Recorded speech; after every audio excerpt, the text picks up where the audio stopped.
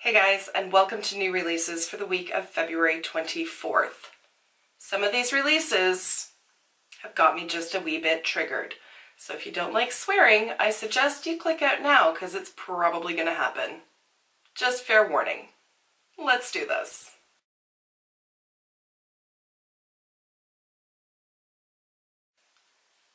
Last week we ended on the positive note, so this week let's start with the positive and see where that takes us. Available in April, there is going to be a collaboration between Game of Thrones and Urban Decay, and I am living for it. I have no idea what the products are going to be. I suspect it's going to be at least an eyeshadow palette, probably some eyeliners and lipsticks thrown into the mix as well, simply because that's what they typically do with these kind of collections. But I'm stoked about this because I love me some Game of Thrones. Now, Urban Decay is one of those brands that's hit or miss to me. Some of their palettes, complete duds, not enjoyable. Others are fantastic. So, for the love of all that is holy, Urban Decay, please do not mess up this collection because I will cut you. Another positive release, at least in my opinion, is the Dreamweaver collection from Cleona Cosmetics. I've never tried anything from Cleona, but I really do want to. They are on my list of brands that I want to try. They're Canadian, so there's that. But this collection looks stunning. And if the swatches can be believed, these shades are going to be beautiful. There is a mix of mattes and metallics, so there are 9 metallics and 4 mattes if you buy the entire collection during its first week, which is available now, so I'm not sure when that week runs out. But in the first week, it's going to be $60 Canadian, and then thereafter, it'll be $70 Canadian. I have no real issues with that. You get 13 full-size pans with that. They look absolutely beautiful, perfect for spring and summer.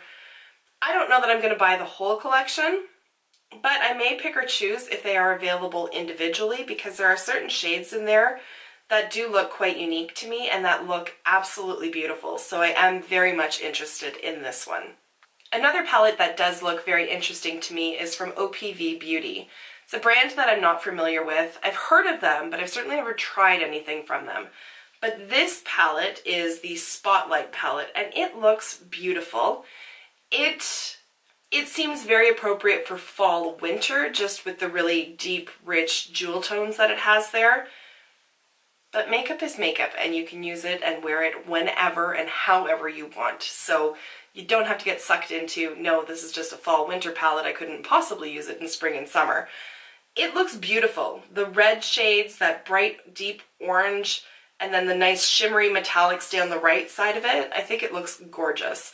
I like that it's created with all skin tones in mind. The formula is smooth, buttery, and highly pigmented, and the shades will pop on the fairest up to the deepest of skin tones. Well, it says of skins, but skin tones. Just about goddamn time, to be honest. I think it looks amazing. I would be very much interested in checking this out. Probably won't order it because I'm being super picky these days. But it's definitely on my radar, we'll put it that way. One that is not, though, is from BH Cosmetics. Like, just honest to God, just stop while you're ahead, please, with this whole zodiac thing that you're doing. This is the Pisces one.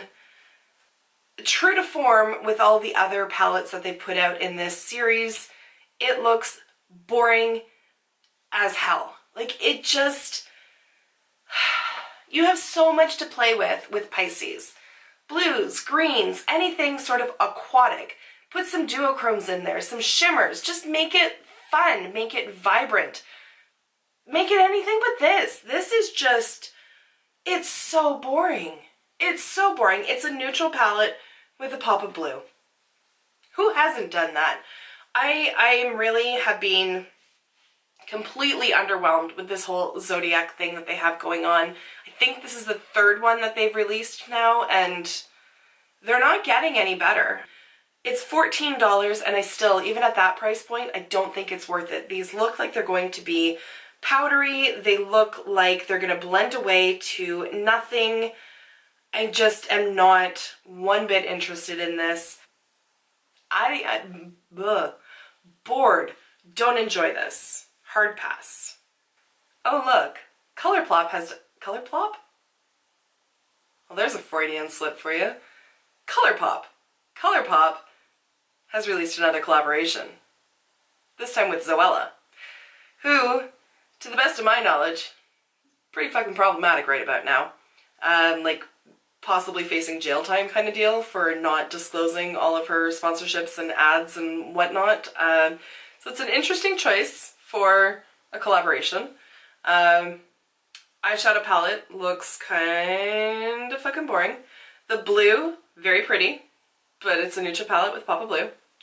And then the rest of it just, it doesn't look particularly inspired to me. Like a red lip, 2 nude lips, peach blush, and then some pencils and some other shit. I don't even know. I don't even care. I don't even care. I think she's a little bit problematic. I'm not in support of this. I'm also really fucking tired of all these collaborations. Like, pump the brakes. Let us breathe for a bit, please. They've also released some juicy something something gloss things. They look like nothing I would be interested in. Yeah, the So Juicy a plumping gloss. Has a glossy high shine finish with their first ever plumping lip gloss formula. Comes in those like squeezy tubes. I can't, like, they haven't shown a picture of the actual applicator, at least not one that I've seen, but all I can picture is it's that like hard plastic with the hole and you squeeze it and then half of it sucks back down and then you have to smear it around. If that is what it is, I am 100% not interested. And if it's not that, I'm like 85% not interested. And then Too Faced is doing this Tutti Frutti bullshit again, and now there's like 2 palettes that connect to form a slice of watermelon. And again, Too Faced, pick a fucking lane. They do all this like hyper cutesy stuff like Tutti Frutti, and then they have Glow Job and Pat the Puss, and they like, who are you marketing to?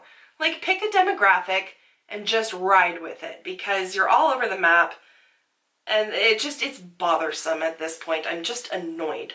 I don't like it. This just doesn't even look all that interesting to me. I don't like 2 palettes having to connect to form something that you're just not going to be able to store very functionally, and the shades in there aren't all that interesting anyways, so no. Nice try, Too Faced, but I'm gonna pass on that one. Also, Tarte. At least they have now come up with like a separate entity so they've created a sister brand basically called Sugar Rush, and now we've seen some pictures of what it is that they're releasing. None of it looks any more interesting than what Tarte has typically been releasing, but the packaging is at least cuter. So they have a palette. It's a neutral palette with a pop of blue. Do we see the theme here? And then what do they have here? Range is going to start with 17 makeup and skincare items. It's launching on February 24th. Nothing is going to cost more than $30 US, and they are marketing towards the Gen Z market. The hell is Gen Z? Is that like born in 2000 or later? What's the cutoff for millennial? I don't fucking, it doesn't matter. They have some weird shit too, like this, what is it? Don't forget to hydrate, don't hate hydrate. Yeah, definitely not marketed for my age, that's for sure. But it looks like candy. Like, it looks like that, like a fruit roll-up with sugar on it or something. I don't know. It's obviously not marketed towards me, which is probably why I'm like completely not resonating with it, but at least they've come up with a sister brand. Too Faced. If you're gonna do all your cutesy shit, but also do all of your like super weird pervy shit, come up with a sister brand as well. Please. Thank you. Benefit, notoriously known for just completely rebundling all of their existing stuff into different sets and trying to pass it off as something new, has finally come up with something new, and it's fucking translucent. Good on you, Benefit. This is going to be the Dr. Feelgood Silky Mattifying Powder. It says that it's new. I feel like Dr. Feelgood has been around for a bit, so maybe it's like just a new formula? I don't know. It is coming soon on HSN, Home Shopping Network. Haha, I figured it out. It'll be $29 US. It is a silky, loose setting powder that feels weightless and has an invisible finish, leaving nothing behind but natural-looking matte skin, and comes with a soft puff applicator. I really don't give two craps about it, but I thought I would mention it anyways. Yeah, Makeup Forever is coming up with a new palette as well. It is the Let's Gold palette. There are 6 mattes and 12 shimmery/glittery shades. It's going to be $45 US. It is going to be a spring-summer launch. No date that I'm aware of. I don't know. Makeup Forever every now and then will put out palettes that look boring as crap in the pictures, and then when I actually see it in store, I'm like, you're fucking stunning. So this could fall into that category, but from this picture, it looks incredibly safe. It looks very much like shades that I already have scattered throughout my collection, so unless I see it in stores and it really wows me, this is not one that's going to tempt me to add it to my online cart. My wallet thanks you, Makeup Forever. Yeah, we're not ending on a positive note this week, because Givenchy pulled this shit. This is their new foundation. I don't even know what it's called. I don't care. This is their shade range. There are 20 shades. 20 shades, all of which are basically khaki. So there's a few theories floating around on the interwebs about this. Either they think it's a publicity stunt, so brands, in particular here, Givenchy, releasing shitty shades just so that people like me are talking about it, or, you know, people with far more influence than me, but buzz is being created. No publicity is bad publicity, that kind of thing.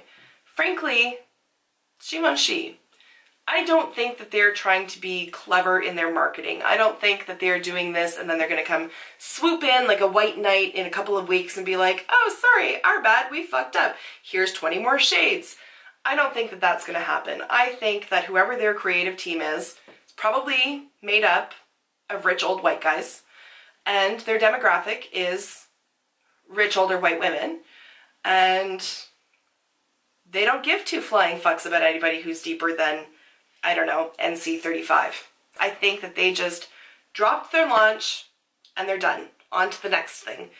I don't think they care, and I think that's fucking shameful. It blows my mind that a brand like Givenchy, who is not a startup, is not an indie brand, is not, you know, formulating their products in their basement or a rented warehouse. They cater to the Kardashians and celebrities and people of means, and they can afford to put out 40 fucking shades. They can afford to be inclusive, and yet they choose not to be, and I think it's shameful. And so whether or not it is that they think that people of color don't have means, that those things are mutually exclusive, or don't necessarily want their brand represented by people with deeper skin tones, if that's the case, that's fucking atrocious. I don't know. I don't know that we'll ever know. But this shade range speaks volumes. The deepest one in there is about as dark as I came back when I came back from Cuba. That wasn't all that goddamn dark, my friends. Yes, it was tanned for me, but I'm typically light. I'm an NC 20 to begin with. That deepest one in this picture looks like NC 35. That is not deep. That is not acceptable. I am just ranting at this point because this kind of nonsense just, it's so unnecessary and it's so insulting. I'm frustrated. I'm frustrated with brands. I'm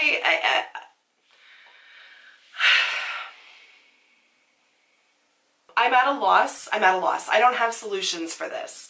I would love to hear from you guys down below on what your thoughts are on shade ranges, what motivates these brands, what we could possibly do to shake the brands up. Like, is a boycott enough? Is it effective? I honest to God don't know. I'm asking rhetorical questions.